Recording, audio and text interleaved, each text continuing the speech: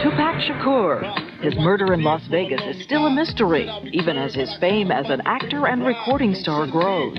Mama, I ain't happy here. In an exclusive interview with Chief Investigative Correspondent Brian Ross, for the first time, his mother takes us back to the final painful moments of her son's life. He fought really gallantly, but that was a little body, and that spirit needed to be released. But her grief soon turned to anger when she tried to settle his affairs. What did you discover he had? I discovered he had next to zero, next to nothing. Millions of dollars unaccounted for. And where are the 200 master tapes of his music? Tonight, new leads in the murder of Tupac Shakur. Tupac Shakur was only 25 when he died from gunshot wounds in a drive-by attack in September. He left behind an artistic legacy that included 1 platinum and 2 gold records, as well as 5 films.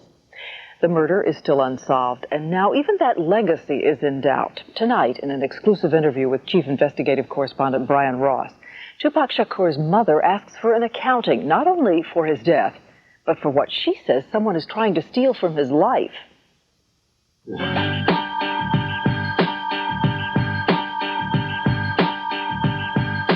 It's nice out here, man. The American dream, man. The American dream, thug style. Whatever might have been said about his thug style and rough lyrics, Tupac Shakur's gangster rap music made him a huge star. And at the time of his death, he had every reason to think he had finally made it. Big houses, fancy cars, beautiful women, and lots of money. What does a thug yearn for? Success and to be respected. He absolutely thought he was quite rich and that his family would, be rich forever. And for Tupac's mother, Afeni Shakur, who raised her son in poverty, often homeless and at times addicted to drugs, that was a huge accomplishment for the whole family. Please remember that my great-grandmother was a slave. My grandmother was a sharecropper. My mother was a factory worker, and I was a legal worker. Do you understand? And so this represents the first time in our life, in our memory, ever, that we have been able to enjoy the American dream, and that's what Tupac brought to his family. Now we was once 2 brothers of the same kind. But now, 5 months after her son's murder, with Tupac's music continuing to bring in tens of millions of dollars, and a movie he starred in, Gridlock, getting great reviews, Afeni Shakur says she has made a startling discovery about all the millions her son thought he had earned. I discovered he had next to zero, next to nothing. I discovered that the home that he had thought that he had just bought was not his. In a gangster rap version of an old Hollywood story, Afeni Shakur now wants to know whether her son Tupac was cheated out of his money by a man he had come to trust. This man, Marion Suge Knight, who owns the record company Tupac worked for, Death Row Records. In the last 6 years, Knight, a 6'3", 330-pound former bodyguard with a violent criminal record and ties to Los Angeles street gangs, has become one of the most powerful and feared men in the music business. If I was so bad, I would have no success. I definitely do not like ugly. We talked with Knight late last year in jail, where he was being held for alleged parole violations, which have kept him behind bars ever since. Knight has denied doing anything to cheat Tupac, and he spoke at length about how he helped young black artists survive in the cutthroat music business. I know business. I know how to take my artists and make them superstar status and make them get what they deserve. Afeni Shakur says her son deserved a lot more than he ended up with. I say that the entertainment business is a business of prostitution and thievery, and that was rampant around my son's talent, That something was very wrong was a discovery Afeni Shakur made as she tried to recover from the shock of her son's murder in Las Vegas last September. An unknown assailant opened fire on Tupac, execution style, as the car he was riding in, driven by Suge Knight, stopped at this intersection. Tupac lay in a coma for 6 days. The doctor came out and said that Tupac had stopped breathing 3 times, and they had revived him 3 times, and that every time they revived him, he just went back, and I asked them to leave him alone and to let him go. I really felt it was important for Tupac, who fought so hard to have a free spirit. I felt it was important for his spirit to be allowed to be free, you know? And so I rejoiced with him and with the release of his spirit. I rejoiced then, and I rejoice now when I'm not crying. Quick to offer her comfort was Suge Knight, who had been with Tupac in the hours before he was shot, holding himself out not only as Tupac's close business associate, but also as his best friend. I miss somebody I had a lot of love for, and I miss him. Suge Knight said to me when my son died that they had an agreement that whoever died first, the other one would certainly take care of their families. Has Suge Knight? No. Suge Knight first signed Tupac to a recording contract when Tupac was in this New York State prison, unable to come up with the $1 million needed for bail, while his lawyers appealed a 1995 conviction for sexual assault. I didn't think he had a choice, and I'm sure he didn't feel like he had a choice under the circumstances. What about this contract? This is the recording contract Tupac signed in prison, which is unusual enough, committing Tupac to do 3 albums for Death Row Records. This is it's a joke. Even more unusual, according to Richard Fishbein, the lawyer representing Tupac's estate, was that Tupac agreed to appoint as his lawyer the longtime lawyer for Suge Knight and Death Row, David Kenner, who says there's no conflict in what he did.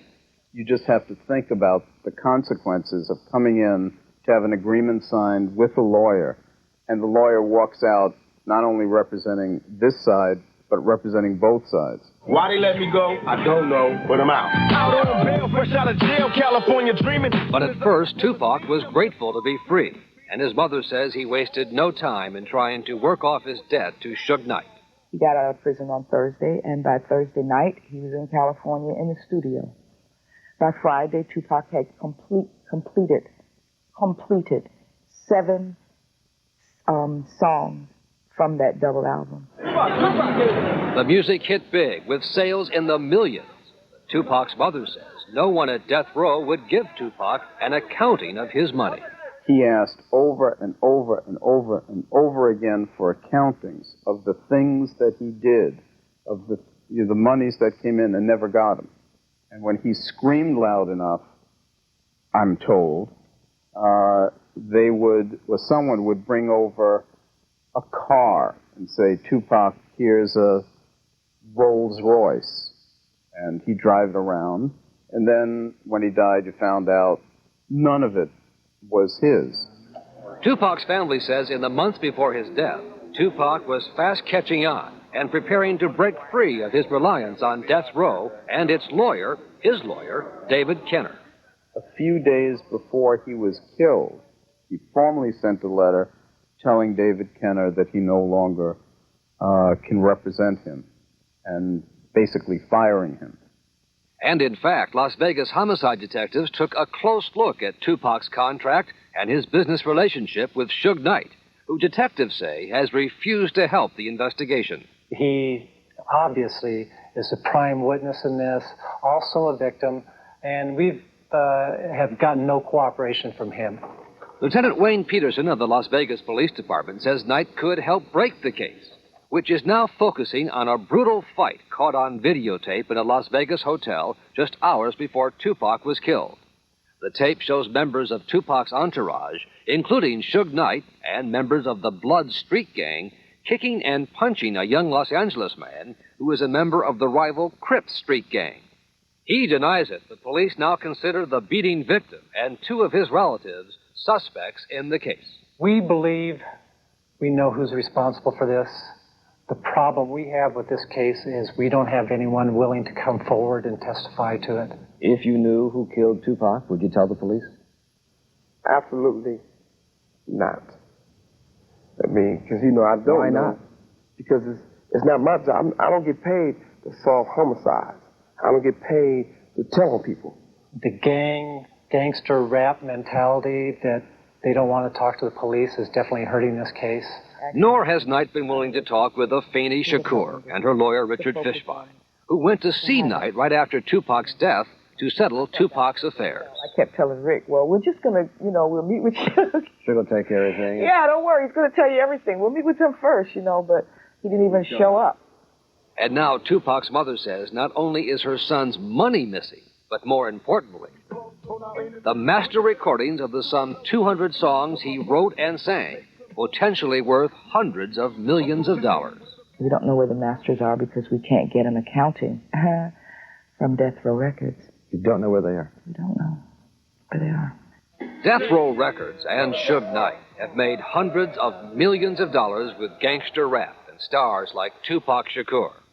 In a letter to Primetime late today, Knight's lawyer David Kenner said Death Row had made numerous advances to Tupac and that all of his money had been properly accounted for and paid in a timely manner.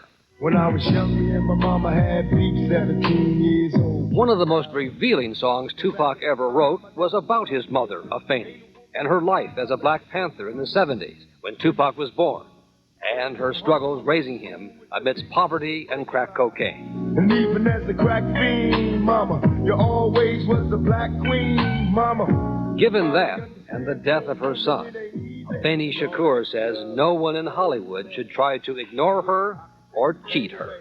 I simply feel that I have a responsibility to my son, who I carried in my womb, and that has nothing to do with Suge Knight or anyone.